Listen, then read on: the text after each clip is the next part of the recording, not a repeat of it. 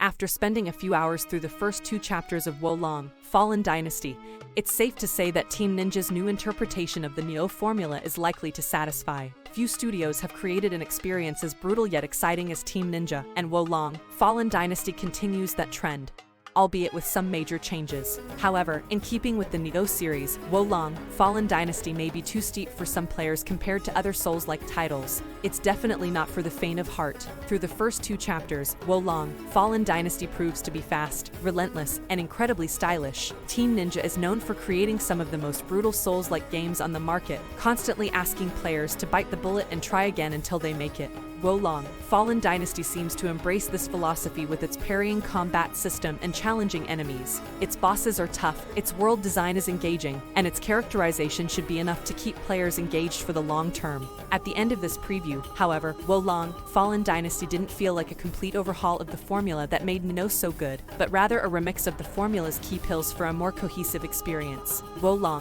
Fallen Dynasty is set in a beautifully realized dark fantasy setting in Three Kingdoms, China circa 184 AD. Just as Team Ninja did with Neo and its Japanese historical setting and mythology, Wolong, Fallen Dynasty borrows from Chinese mythology and incorporates fantasy elements into its historical setting, using dragons, mythical creatures, and elemental-based magic.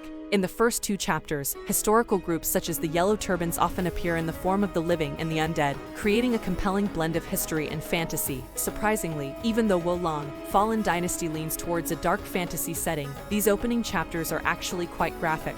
Wolong, Fallen Dynasty reign looks more colorful than its Souls contemporaries, letting brighter tones and more sunlight into its bleak, war-torn environment. Its color palette and world feel more appealing than Neo's monochromes or Dark Souls' medieval setting. Additionally, Wolong, Fallen Dynasty feels less lonely than standard Souls, thanks to each chapter having NPCs that follow and help the player through each chapter. The 2 NPCs that appeared during the preview had rich personalities and added an interesting new dynamic to the usual single-player Souls-like challenges. But players shouldn't be relieved to get help, because while Wolong, Fallen Dynasty gives players an advantage when it comes to cooperation, it makes up for it with increased difficulty. Combat in Wolong, Fallen Dynasty is as relentless and challenging as ever, but it's also very different from Neo. This time around, Team Ninja seems to be taking a page from Software's critically acclaimed Sekiro: Shadows Die Twice, putting more emphasis on player skill than before, while retaining the RPG elements of previous Team Ninja games. Like the Wolf, Wolong, Fallen Dynasty relies heavily on balance between enemies and weakening their defenses, rather than focusing solely on damage from the health bar.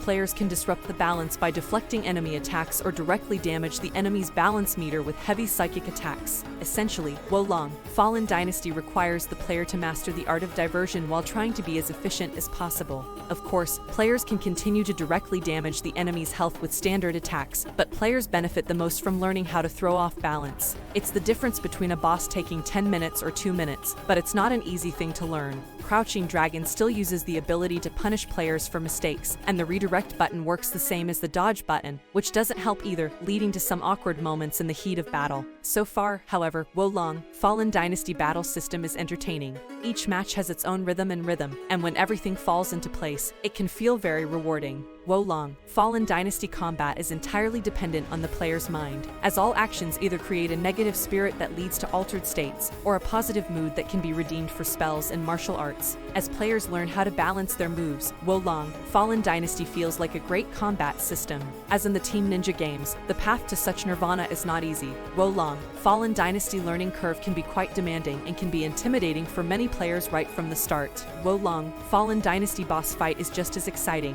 In the preview window, Wolong, Fallen Dynasty shows off 3 bosses that are every bit as challenging as any Team Ninja fan would expect, and more. With Wolong, Fallen Dynasty focusing more on blocking and breaking balance, these bosses seem more aggressive than ever and are likely to destroy the player from the get-go. Delayed attacks, critical hits, and frantic clockwork animations that make players nervous are just the tip of the iceberg of the compressed boss fights. But once players get into the groove of the game, what was once overwhelming is now an option, and the ability to rise to the challenge is amazing. Wolong, Fallen Dynasty seems to take away most of Neo's level design. The first 2 chapters are very linear, with only branching paths that offer dead ends for higher level enemies and more loot rather than long detours. This preview also doesn't offer much in the way of Metroid-like backtracking shortcuts, aside from opening a path or two to quickly get to the boss door. While Team Ninja has never had as many interconnected levels as other soul-likes, the overall openness of Nioh's two-level design doesn't seem to exist in Wolong. Fallen Dynasty. The RPG character creation mechanics of previous Team Ninja games return in Wolong,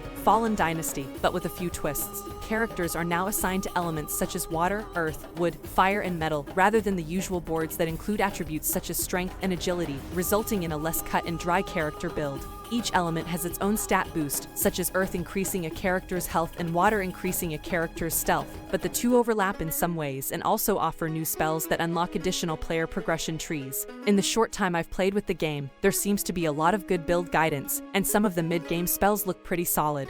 Loot is also a big factor in Wolong, Fallen Dynasty, but it feels sorely lacking compared to Nioh. And especially Stranger in Paradise, Final Fantasy Origins. Chapters 1 and 2 feature loot drops at set intervals instead of enemies constantly dropping gear like in previous Team Ninja games. Also, any weapon or armor that drops will usually increase one of the player's stats significantly, forcing the player to consider the effect of each piece of equipment rather than wearing the one with the best defensive stats. It's clear that Team Ninja wants to focus more on loot and character building, as players don't have much of a problem deciding whether or not this newly acquired gear really fits the build they want to build. Wolong, Fallen Dynasty is both a joy and a challenge during its run. Team Ninja's soulslike is known for Three Kingdoms China, but it also makes logical changes to keep Wolong fresh while addressing Nioh 2's biggest complaints. There's still a lot to like about Crouching Dragon, like the scale of its mythical beast mechanics, the seemingly strong story it's developed, and where these skill trees will take players. So far, it all looks promising. While its new emphasis on player skill may turn some off, fans of Team Ninja's iconic challenges will likely feel good when Wolong, Fallen Dynasty launches later this year.